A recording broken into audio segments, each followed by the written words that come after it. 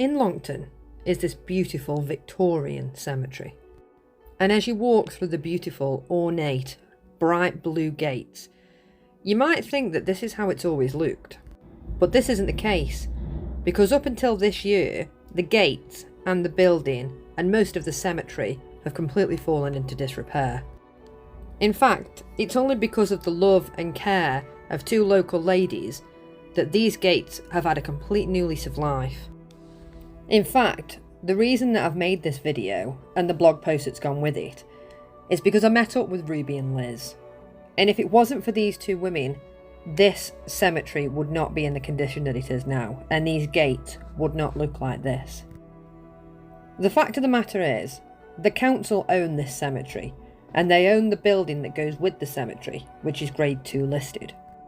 However, they say that there's not enough money for the upkeep of it.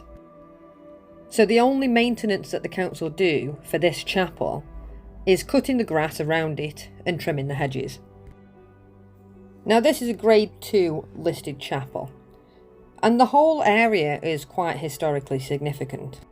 One of the most important features within the grounds is the memorial to the Mossfield Colliery explosion. In 1889, there was a devastating explosion at the Mossfield Colliery in Adderley Green. One of the coal seams, which was the Cock's Head seam, was particularly dusty and prone to gob fires, which they more than likely was the cause of the explosion.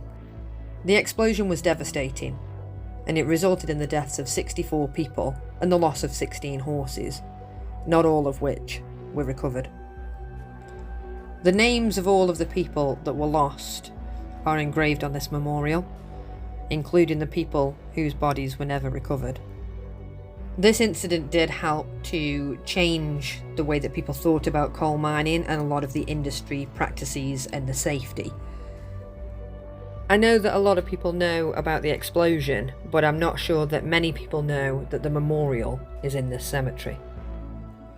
There's also the grave of Matthew Wardour, who was born in Whitechapel in London, but he travelled to Stoke-on-Trent in a wooden van which was used as a travelling theatre, which was replaced by a permanent wooden structure in Longton, and then in 1867 by the Royal Victoria Theatre, which was on what is now the Strand.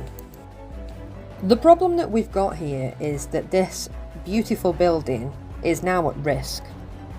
Even though it is council owned, and it is Grade 2 listed, the council are saying that they don't have the money to restore it.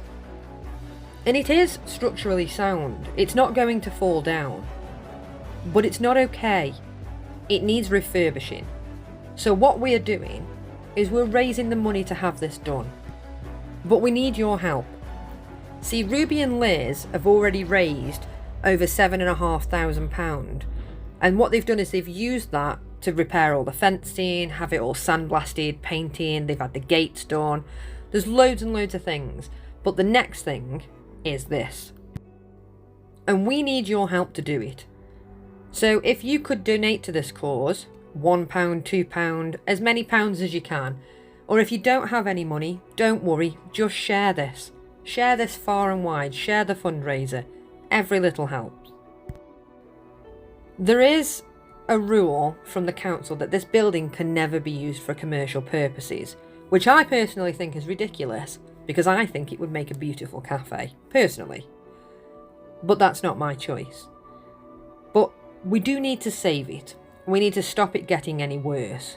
So what the plan is to restore all the woodwork, replace the windows, paint it all, get everything all restored and freshened up.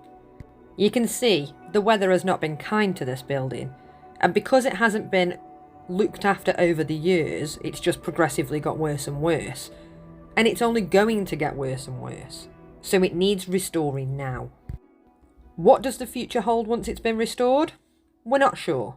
That depends on whether the council are going to let someone actually do something useful, or they're just going to let it fall into disrepair again. So we need to raise £10,000 to fully restore this chapel, all of the outside right up to the top, and have it all looking how it did when it was built. It's not used for funeral services anymore. In fact, it's pretty much just used for storage for tools for the council. And I would genuinely love to see it have a new lease of life. I mean, it was built in 1878, so it's not a new building. It's got a good amount of history, and it's truly, truly stunning. And it seems a shame to let it go to rack and ruin just through lack of use. You all know that I'm an advocate for repurposing our buildings and our heritage, and it seems such a shame that this is just sitting here doing absolutely nothing, when it could be paying for itself.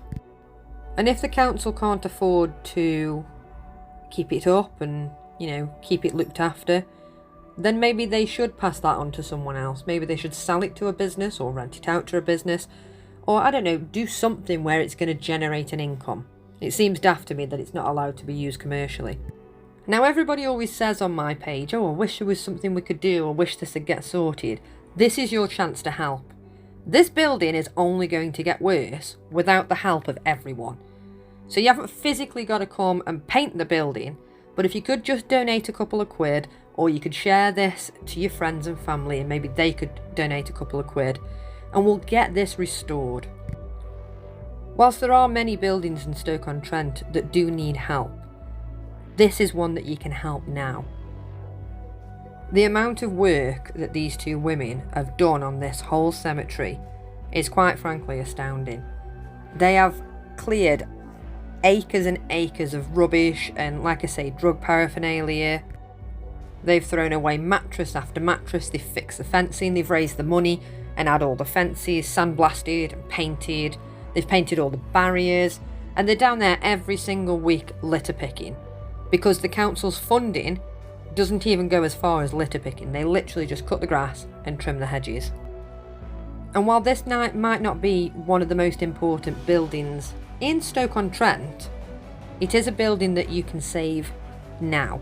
It is a building that people still see every day. That there might be a lot of old graves in this churchyard, but there's also a lot of modern ones. And even if you don't have a loved one buried here, it's a beautiful place to go for a walk. I think there's something like 21 acres, and you can have a lovely mooch around. Especially on a lovely autumn day like this. It's such a lovely place to just go and walk and sit and look at the trees and contemplate life. So if you're interested in helping, please do check out the fundraiser that we've got going on.